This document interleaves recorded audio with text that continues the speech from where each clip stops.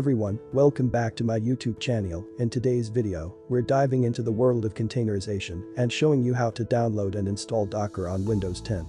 Docker is an incredible tool that simplifies the process of packaging, distributing, and running applications in lightweight portable containers. Think of containers as self-sufficient units that carry everything an application needs to run, making it easier to deploy software across different environments. Whether you're a developer, system administrator, or just curious about Docker, this tutorial will guide you through the installation process. Let's get started. Step 1. Downloading Docker Desktop. Head over to the official Docker website at docker.com. Navigate to the Get Started section and click on Download for Windows. This will take you to the download page.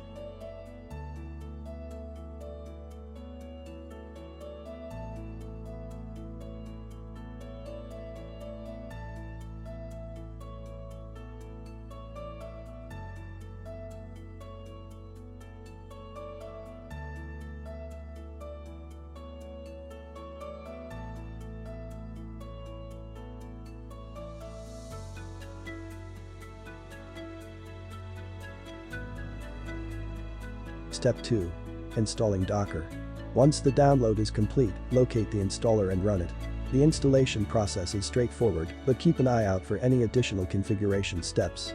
Docker Desktop will automatically install and configure the necessary components for you. Once it's done, restart your computer to complete the installation process.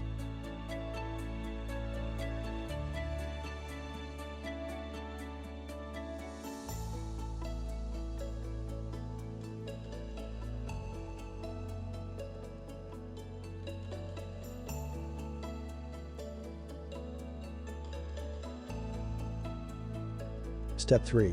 Verifying the installation.